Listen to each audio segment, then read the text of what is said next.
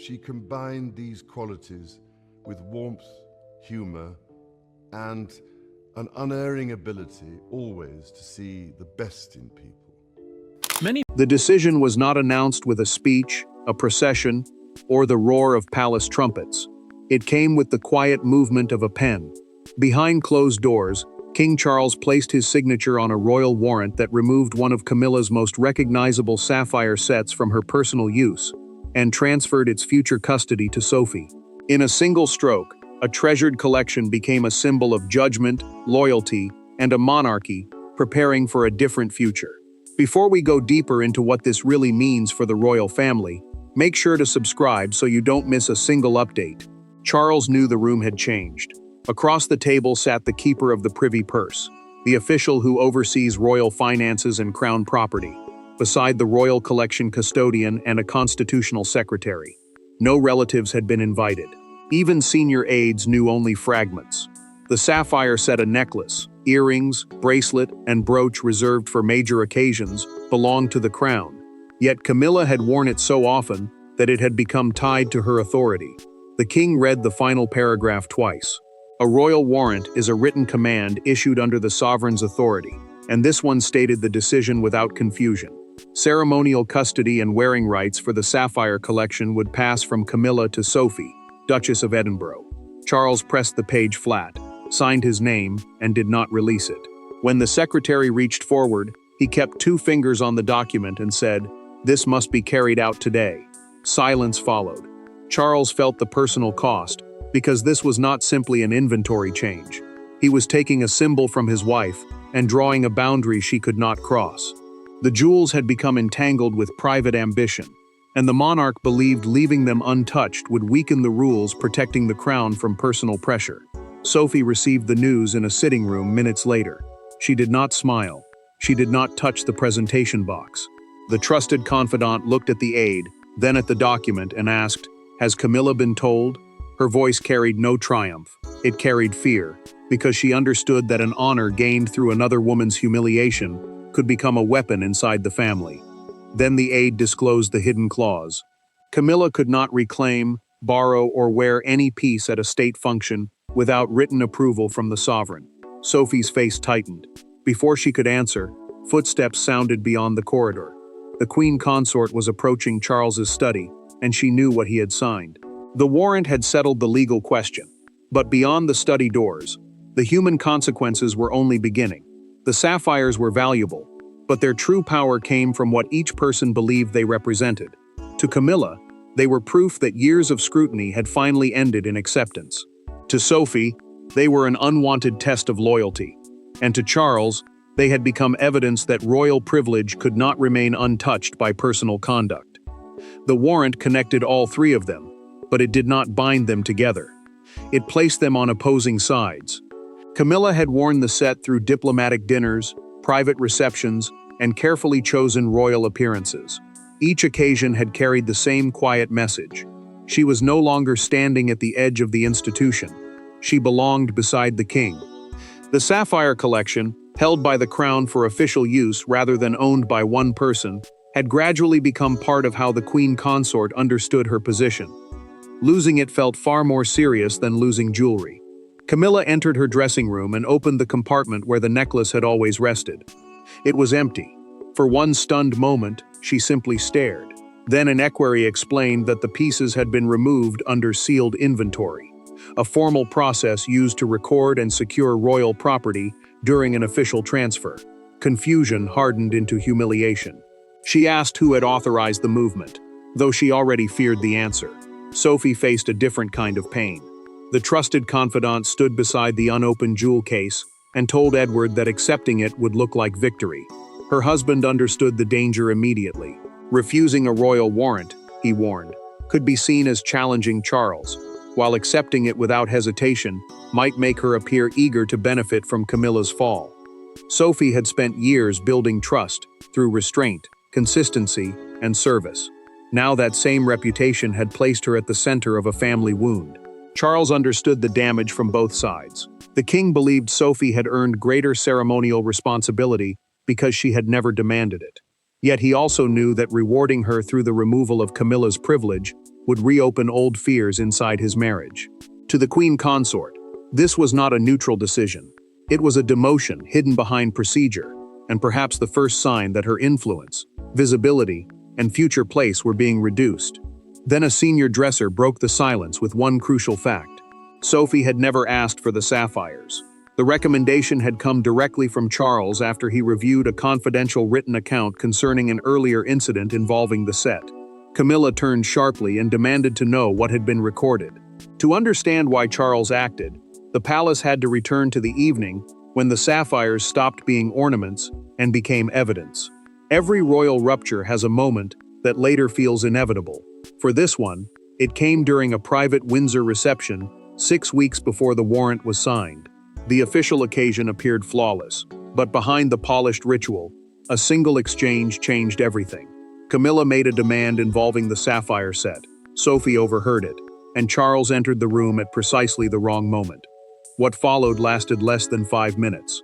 Its consequences would reach far beyond the jewelry cabinet. Camilla had already grown frustrated with the palace's new jewelry rules. The sapphire set had been reserved for a Scandinavian state banquet, where Sophie was scheduled to wear it because of her official role at the event.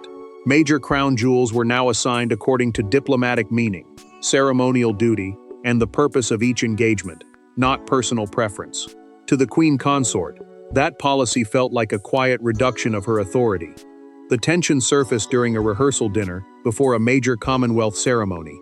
Camilla asked the Royal Collection's deputy custodian to release the sapphires for her exclusive use throughout the next year. The request was direct. The set was already listed for Sophie, yet she insisted the schedule could be changed. The deputy custodian refused. He pointed to the allocation book, the signed record showing which royal would wear each collection and when. Camilla placed her palm over the open page, closed the ledger, and pushed it back toward him. "Rewrite it before morning," she said. The words were calm, but the meaning was unmistakable. Sophie entered moments later to collect a briefing folder. She heard the final instruction and stopped. The trusted confidant looked first at the custodian, then at Camilla, understanding instantly that any response could deepen the conflict. Still, she told him not to alter the record until Charles had reviewed the matter. Camilla felt challenged. She accused Sophie of using quiet influence to claim ceremonial opportunities that should belong to the queen consort. The charge cut deeply, because the trusted confidant had never requested the sapphires. She had accepted the assignment as duty, not reward. Charles arrived after hearing raised voices. The king asked his wife whether she had tried to override the official allocation. Camilla avoided a direct answer. Instead, she said his staff had forgotten who stood beside the sovereign. That sentence stayed with him. Later that night, Charles requested the ledger. The monarch discovered 2 earlier amendments made under Camilla's instruction. He marked both pages with a sapphire blue ribbon and ordered a complete internal review. The review gave Charles the facts, but when Camilla learned what he intended to do with them, facts gave way to fury. She entered Charles's study with the force of someone who believed the decision could still be reversed. On the desk lay the signed warrant, the blue-ribboned ledger, and the inventory receipt, confirming that the sapphires had already been removed. Sophie was not present, yet her name dominated the room. What began as a dispute over royal property quickly became a reckoning over marriage, authority, and years of unspoken resentment. Charles had ordered complete privacy. No private secretaries, attendants, or advisors were allowed inside, because he knew this argument could no longer be hidden behind procedure. A royal warrant was a written command carrying the sovereign's authority, and once signed, it had immediate force. Camilla understood that. Even so, she believed the king could issue another order before the transfer became public. She placed the empty sapphire case on his desk. Was humiliating me the point? The queen consort remained standing. Charles looked at the case but refused to touch it. That small refusal hurt more than a shouted accusation. He told her the jewels had never been hers to command, and that the Windsor incident made continued custody impossible. His voice remained controlled, almost painfully calm, as if emotion itself might weaken the decision. Camilla heard something colder. She accused him of choosing Sophie, because the trusted confidant represented the kind of royal woman the institution found easier to praise. Quiet, disciplined, and untouched by old scandal. She said years of loyalty had been reduced to one disputed instruction. while another woman was being rewarded for knowing when to remain silent. Charles finally lost his restraint. "This is not about popularity," the king said, "and it is not about the past." He told her she had tried to bend crown property around personal status and had placed loyal staff in an impossible position. Those employees were expected to obey her while also protecting rules that existed above both of them. The monarch could forgive anger. He could not ignore an attempt to make duty answer to ambition. Then came the revelation she had not expected. The internal review had uncovered a draft instruction from Camilla's office, seeking to classify the Sapphire set as part of her permanent ceremonial wardrobe. That phrase meant the collection would remain tied to her regular official use instead of returning to normal royal rotation. It was not a request for one evening. It was an attempt to secure control. Camilla slowly lowered herself into the chair. Her anger changed into alarm. Someone inside her household had preserved the draft and placed it before Charles. "Who gave it to you?" she asked. The king did not answer. The confrontation ended without reconciliation. While elsewhere in the palace, the identity of the person who stopped Camilla's plan was becoming impossible to conceal. Royal power is rarely exercised by one person alone. Charles signed the warrant, but the decision reached his desk because someone inside the palace refused to let the original instruction disappear. The trail did not lead to a rival courtier, a hostile family member, or an ambitious advisor. It led to a servant of the crown who had watched the Sapphire dispute unfold and decided that silence would make him complicit in something far greater than jewelry. Sir Adrian Bell had served through 2 reigns and believed royal jewels carried obligations no wearer could erase. As keeper of the royal collection, the official responsible for protecting, recording, and assigning historic crown objects, he treated every necklace, brooch, and ceremonial set as part of the monarchy's continuity. Personal preference mattered. Duty mattered more. Adrian discovered the draft while reviewing allocation records after the Windsor confrontation. The wording was precise. It sought to move the Sapphire collection into Camilla's indefinite personal rotation, meaning the pieces would remain available for her regular use instead of returning to the shared ceremonial schedule. The order had not yet been finalized, but its intention was impossible to misunderstand. Alone in the archive room, Adrian held the document above a shred box. His hand trembled. Preserving it could end his career, especially if the queen consort believed he had betrayed her household. Destroying it, however, would make him part of the very pressure he was sworn to resist. For several seconds, fear and duty fought inside him. Duty won. Adrian placed the draft inside a red archival folder, sealed it with his initials, and carried it personally to Charles. The king read the wording without interruption. Then he looked up and asked whether Camilla had approved it. Her office sent it under direct instruction, the custodian replied. Charles felt the deeper danger immediately. The problem was no longer one disputed set of jewels. Staff members had become afraid to resist his wife, and the integrity of the royal household now depended on people risking their positions to protect ordinary rules. Sophie learned that Adrian's evidence had shaped the warrant and felt no satisfaction. The trusted confidant feared he would be blamed for a transfer bearing her name. She privately asked Charles to protect him, warning that loyalty should not be punished simply because it exposed an uncomfortable truth. The king revealed that the warrant contained a second order. Adrian's authority would remain secure, and neither household could alter jewelry allocations without written approval from the sovereign. That protection prevented Camilla from dismissing him. It also told her something far more painful. Charles expected retaliation. Once Camilla understood that the king had guarded the man who exposed her plan, the loss of the sapphires became only one part of a much larger defeat. By evening, the Sapphire case had reached Sophie's residence under armed escort. At the same hour, Camilla's rooms were being quietly updated to reflect the new inventory. No announcement had been made, yet the palace already felt altered. Staff spoke more carefully, doors closed more softly, and inside her private dressing room, the queen consort faced the physical proof that royal status could be reduced without a crown being removed or a title being touched. The transfer followed a strict royal process. Each sapphire was inspected, photographed, recorded, and placed under ceremonial custody, meaning Sophie could wear the pieces only for approved official duties. Nothing was treated casually. Every item had to be accounted for, because the collection belonged to the crown, not to the person wearing it. Camilla's household received the revised jewelry schedule minutes later.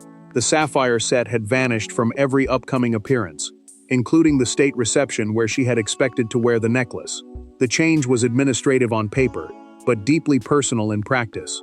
It told her that the palace had already begun imagining important royal occasions, without the symbol she had made part of her identity. Camilla sat before the open case and ran one finger along the velvet indentation where the central stone had rested. The anger that had carried her into Charles's study slowly disappeared. What remained was something quieter and more painful. The transfer was real. No argument, no private appeal, and no reminder of her rank had stopped it. A senior dresser offered to bring another necklace for the state reception. The queen consort closed the empty case herself. "Nothing blue," she said. The words were brief, but everyone understood them. The color had become tied to rejection. At Bagshot Park, Sophie faced a different burden. The trusted confidant asked that the sealed collection remain unopened until she had spoken with Camilla. Edward warned that delaying the inventory acknowledgement, the document confirming official receipt, could be interpreted as resistance to the king's command. Still, she refused to behave as though another woman's humiliation were her triumph. Camilla suspected Sophie had spent years cultivating Charles's trust in preparation for greater prominence. Sophie feared the opposite truth, that years of quiet service had now placed her inside a family conflict she had never wanted. Then, an internal palace communication began circulating.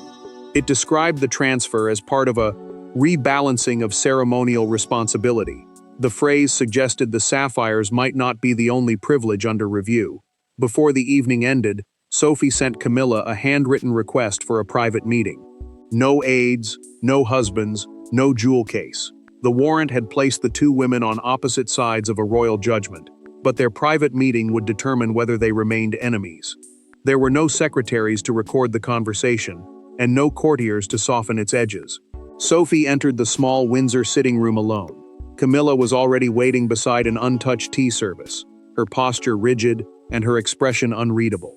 For the first time since the warrant was signed, the transfer was no longer being discussed through Charles, official papers, or household staff. The woman who had lost the sapphires now faced the woman expected to wear them.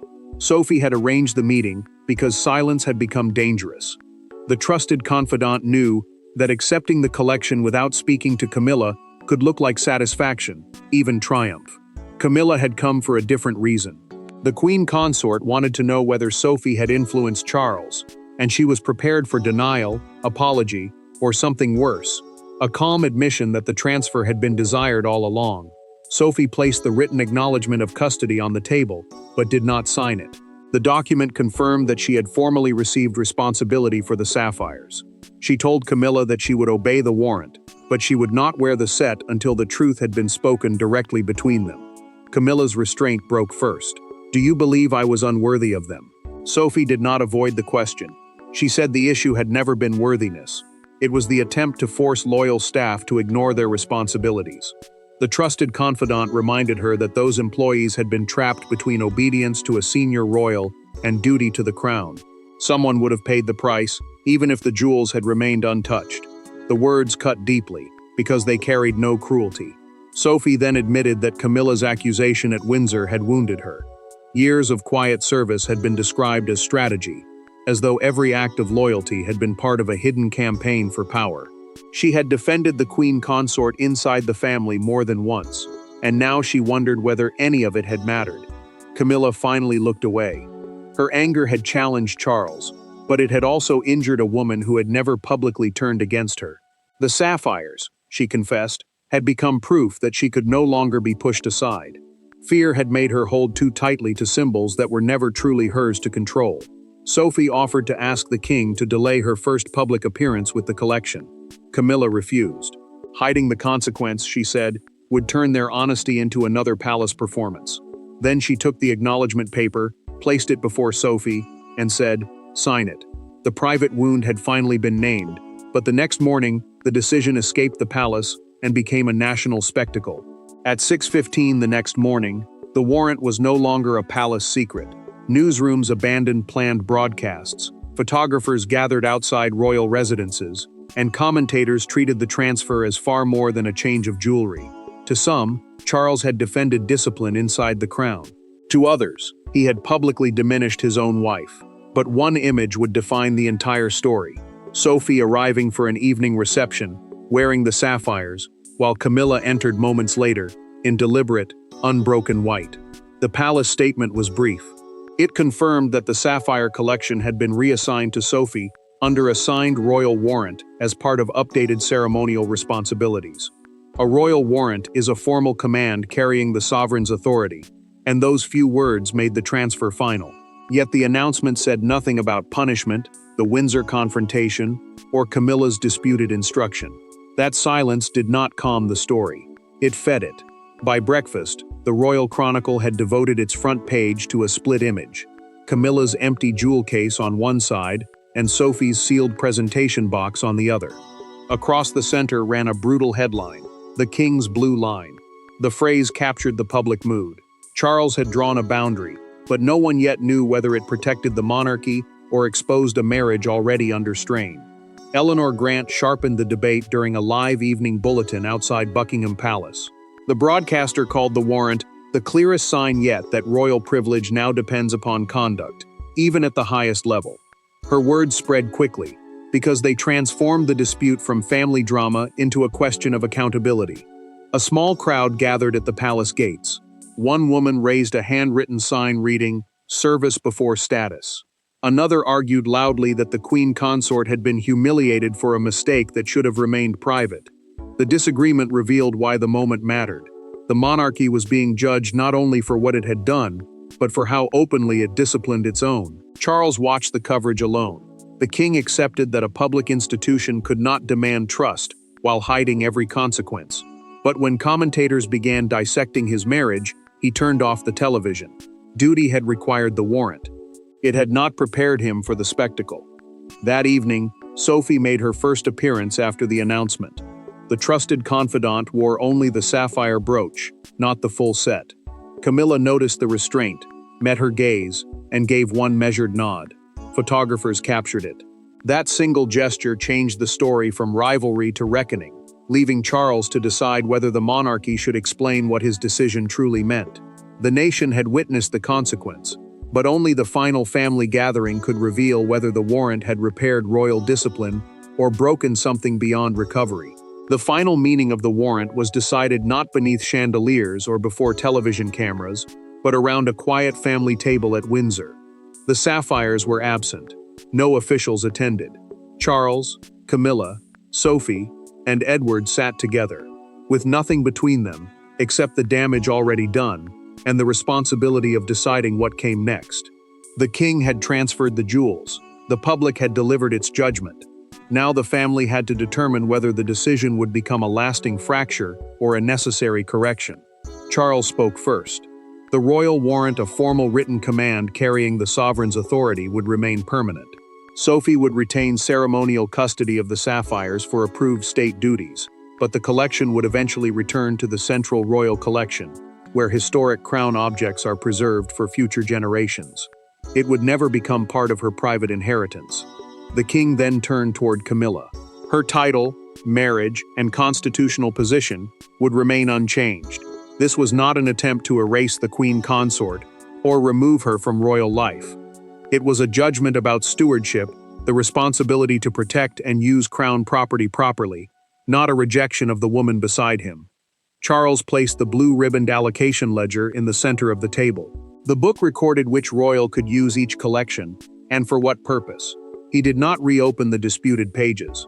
Instead, the monarch removed the ribbon and instructed that the ledger be returned to Adrian Bell's office, restoring authority to the custodian, whose loyalty had exposed the crisis.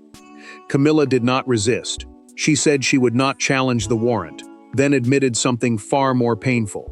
The queen consort had mistaken access for ownership and public recognition for permanent entitlement.